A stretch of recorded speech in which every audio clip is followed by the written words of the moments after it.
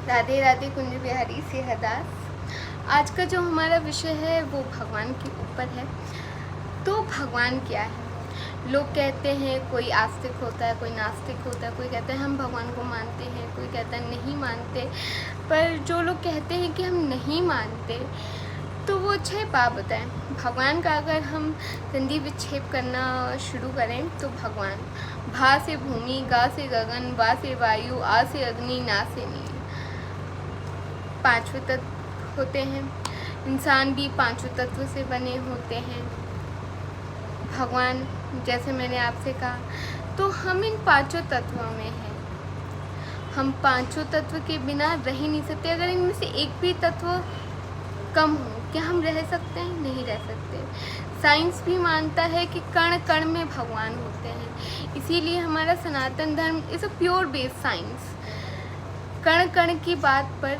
इसीलिए भगवान, मैंने जैसे आपको बताया, भा से भूमि, गा से गगन, वा से वायु, आ से अग्नि, ना से नील, हम इन सब की पूजा करते हैं। और हर एक कण, हर एक कण में एक आइटम होता है, कि हम सब जानते हैं, साइंस का लॉजिक होता है। तो आप इन पांचों तत्व से घिरे हुए हो, तो आप भगवान को मानते हो या नहीं मानते हो। जो नहीं मानते हैं वो क्या इन पांचों तत्व से दूर रह सकते हैं? आप भगवान को मानो या ना मानो, हम रहे तो भगवान की शरण में ही रहे हैं। तो हमें अपने सनातन धर्म पे गर्व होना चाहिए, क्योंकि ये प्योर बेस्ड साइंस है। और भगवान भी हमारा एक ही होता है। जैसे हमारा, मान लीजिए कोई लड़का हो या लड़की हो, हम उसे बहुत सारे नाम से बुलाते हैं। कोई कान्हा भी कहता है, कोई कृष्णा भी कहता है, कोई माखन चोर भी कहता है, कोई ब्रज का लाला कहता है, कोई नंद लाला कहता है, कोई कुछ कहता है। अब लाली हुई तो श्यामा बुला रहे हैं, राधिका बुला रहे हैं, किशोरी बुला रहे हैं। बच्चा तो एक ही होता है पर नाम अनेक हो जाते हैं। तो हमारा ईश्वर भी एक ही है, बस नाम ही अलग अलग है। तो हम भी पूछते हैं अपनी एक ही शक्ति को। और अगर आपसे कभी भी कोई सनातन धर्म के ऊपर सवाल पूछे, या आप कंफ्यूज हैं, या आप कुछ बताना चाहते हैं, तो आप मेरी ये बात उन्हें बिल्कुल आराम से बता सकते हैं।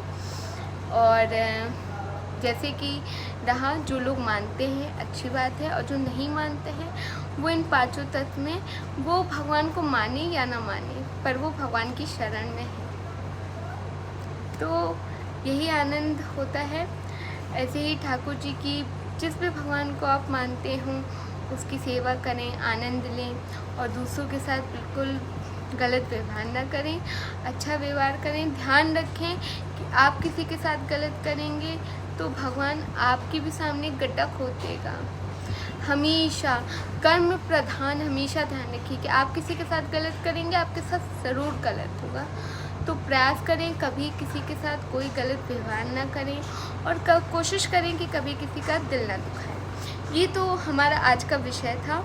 और एक विषय हमारा और है। मुझसे आज एक प्रश्न फिर आया था कि मैं शायद उनका नाम भूल गई हूँ, क्षमा करिएगा।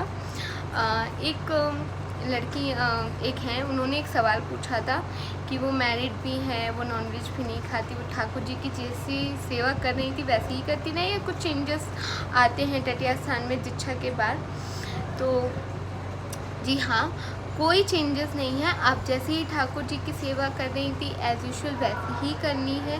कोई नया नियम दीक्षा के बाद ऐड नहीं होता है। बस आपको, मैंने जैसे कहा कि आपको दीक्षा के बाद एक माला चलानी है, वो आप सवेरे भी चला सकते हैं या शाम के समय में चला सकते हैं। अगर आप भगवान का नाम आप एक से ज़्यादा बार जाप कर रहे हैं तो कोई दिक्कत नहीं है। भगवान का नाम जितना ही लें उतना ही अच्छा है। तो ऐसी कोई दिक्कत नहीं है कि आप एक से ज़्यादा कंठी नहीं कर सकते, आप एक से ज़्यादा भी कर सकते, वो आप पे डिपेंड है। बट एक तो रेगुलर करनी है, तो आप वो कभी भी कर सकते हैं। और ध्यान रखिए, क्योंकि ये गुरु दीक्षा का मंत्र है। मैंने कंठी का नियम बताया था कि आपको ये उंगली नहीं छुआनी है, इस उंगली पर माला चलेगी, क्योंकि तर्जनी होती छुआई नहीं जाती। तो ऐसे आपको झोली के अंदर चलाना है और कोशिश करिएगा कि हृदय के पास चलाएं या ऐसे स्ट्रेट होकर यूं माला चलाएं, क्योंकि जो गुरु मंत्र होता है वो बहुत शुद्ध तरीके से चलाना चाहिए और कमर के नीचे नहीं चलाना चाहिए। कमर के नीचे हम महामंत्र चला सकते हैं, क्योंकि महामंत्र में कोई छूट नहीं होती। जैसे मैंने कहा कि आप अगर वॉशरूम में भी हैं, क्योंकि वो सब जानते हैं कि वॉशरूम वाली जगह कैसी होती है, पर आप चाहें तो वहाँ पे भी महामंत्र का जाप कर सकते हैं। जीप नहीं चलानी है, आप मन में अपना राधा राधा या हरे कृष्ण कृष्ण कृष्ण हरे हरे, हरे राम राम राम हरे हरे आप कर सकते हैं। और आप चाहें तो कर माला भी चला सकते हैं। कर माला ये होती है कि उसे बिना माला के होती है, वो उंगलियों पर चलाई जाती है। अगर आप कर माला जानना चाहते हैं कि कर माला कैसे चलती है, तो आप मुझे कमेंट में पूछ सकते हैं। अगर आप लोग इंटरेस्टेड होंगे तो हम उस पर वीडियो बनाएंगे। कर माला का नियम है कि उंगलियों में उसे किस तरीके से चलाया जाता है और किस तरीके से जोड़ा जाता है कि जो 108 बार हो जाए माला के हिसाब से। तो बस आज का हमारा यही विषय था और यही हमारी चर्चा थी।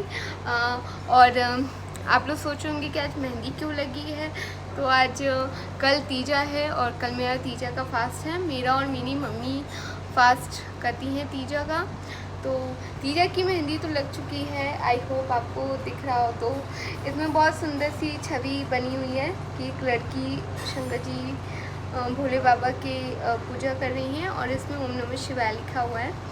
तो यस, कल की वैसे मैं वीडियो डालूँगी, तो अब आप लोग बताइएगा कैसी लगी। और बाकी कल मिलते हैं। कल भी हम हरतालिका तीज के बारे में बात करेंगे, क्योंकि कल व्रत है। और पर ऐसा नहीं है कि व्रत है तो मैं बात नहीं करूँगी, कल व्रत है तब भी बात करेंगे। तीजा के बारे में, उसके महत्व के बारे में बात करेंगे। तो आज की वीडियो यहीं समाप्त होती है। राधे राधे, कुंज विहरी, श्री हरदास।